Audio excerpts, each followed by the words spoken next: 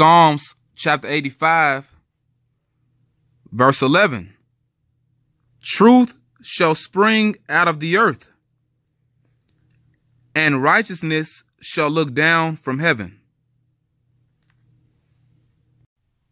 Shalom Yasharala. First and foremost, I want to start off by giving all praise to our power, Yahawashi, Bahasham Rakakwadash. Double honor to our apostles and our elders of Great Millstone, who still rule well. Peace, blessings, and salutations to the elect of Israel. Shalom. Cacique is a Hebrew word. Cacique is a Hebrew word, and that was a title for the different chiefs here in the Americas, proving that the people that you call Native Americans, the people that are indigenous to the Americas, are Hebrew Israelites, okay, from their various tribes, okay? In particular, they are Israelites from the Northern Kingdom, okay? So I'm going to get into this topic. I hope you're edified. I'm on wikipedia.org. Cacique, a cacique, in Spanish, cacique, in Portuguese, cacique, cacique, feminine form, cacica, is a leader of an indigenous group derived from the Taino for the pre-Columbian chiefs or leaders of tribes in the Bahamas, Greater Antilles, and the Northern Lesser Antilles. The Spanish used the word as a title for the leaders of the other indigenous groups that they encountered in the Western Hemisphere territories they occupied. In colonial Mexico, caciques and their families were considered part of the Mexican nobility, often also holding the Spanish noble honorific Don and Doña, and some having entailed estates or cacicazgos, okay, which a Don, that's like a chief, okay? It's like you have, the Italians, they have Dons or chiefs, okay, in the mafia. Okay, so you see that the title of cacique, it was used for the Israelites that were on the islands, as well as Israelites that were in Mexico. Okay. Now, I'm going to read some more. It says the records of many of these Mexican estates are held in the Mexican National Archives in a section Vinculos entails. In Mexico, or in Mexico, the Spaniards' use of the term cacique to designate indigenous rulers had important implications, since individuals and communities might claim a status for which, in the indigenous system of nomenclature, they would not have fulfilled the criteria. Okay, which Esau, he didn't designate anybody at first. Okay, because this was a title that was used during the pre-Columbian times, before Esau came over here. Okay, now afterward, after they colonized the Americas, then they would designate different leaders. But our people already had the use for chiefs and rulers. And the main point I'm harping upon is that this title, cacique or cacique, it goes back to the Hebrew. Okay, so I'm going to read a little bit more of this, and then I'm going to get to the point. In the modern Spanish language, the term has come to mean a local political boss who exercises significant power. The term is also used in the Portuguese language to describe the leaders of indigenous communities in Brazil. Oh, man. So wait a minute. Look at this now. It wasn't just used on the islands or in Mexico. It was also used in Brazil. So all throughout the Americas, our people had this title of cacique. It is also frequently used in Portugal, because Esau, he takes everything, to describe how certain influential and well-known students use their power, social character, to influence student body elections in the student movement and Portugal's major universities. All right. And it says in Spain, Portugal, and Brazil, the word is most commonly used in a third sense, a person in a village or region who exercises excessive influence in political matters. All right. So let's get to the point. The etymology of the word cacique. This is under history.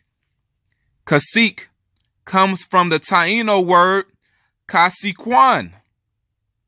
Caciquan, meaning to keep house. All right, and it says in the Taino culture, the cacique rank was apparently established through democratic means. His importance in the tribe was determined by the size of his tribe rather than his warlord skills, since the Tainos were mostly a pacifist culture. But they were warriors as well, okay? They weren't just pacifists, all right? They also enjoyed several privileges for their standing. They lived in a large rectangular hut in the center of the village and had a special sitting place for the aretos, if I'm saying it correctly, ceremonial dances, and the ceremonial ball game. That's another thing. Jake invented ball games, not Esau. But the point is, it says cacique comes from the Taino word caciquan, meaning to keep house. Now, how do you say caciquan in the Hebrew? Because see, this goes back to the Hebrew. Cacique, which really is caciquan. Now, the way that you say that in the Hebrew is right here. This is off of the blueletterbible.org. Blueletterbible.org. Quatazayan. Quatazayan. Now they say Katzen. All right, that's not how you say it. It says chief, ruler, commander, chief commander in war, dictator, ruler of one in authority. Of one in authority. All right. Right, a magistrate, other leader, captain, guard, prince, ruler. That's the point. All right, so it's not caciquan, it's really quatazayan. Okay, so this is corrupted Hebrew or broken Hebrew. Okay, this is how you would say it. And the reason why I'm speaking on this is because our people had this title all throughout the Americas. And this proves that they are Hebrew Israelites because our language is the Hebrew language, the ancient Hebrew language. We spoke ancient Hebrew. All right, so instead of caciquan, it's quatazayan. You see the resemblance? Okay? Quatazayan, which means a chief or a ruler. Because a chief or a ruler keeps house. All right? A chief or a ruler manages their nation, manages their people. Okay, and I have the book here, Christopher Columbus and the Participation of the Jews in the Spanish and Portuguese Discoveries by Dr. M. Cacique. I'm going to go to page 98. It's on page 98. Let's get to the point. Okay, it says, Roldan's chief argument in support of his view is the language of the Indians in Hispaniola, Cuba, and Jamaica. Hispaniola, Cuba, Jamaica. And those are all broken Hebrew names. Okay? Hispaniola, which goes back to Cacique, and also Ayiti. All right? The names for the entire island of Hispaniola. Okay? Cacique and Ayiti. That's where you get Haiti. Ayiti. And you have Cuba, that's broken Hebrew. Jamaica, broken Hebrew. And the adjoining islands. He contends that it has many resemblances to Hebrew.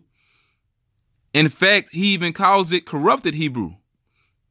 Okay? And that's why you see caciquan instead of quatazayan, which really that's what it is. Okay.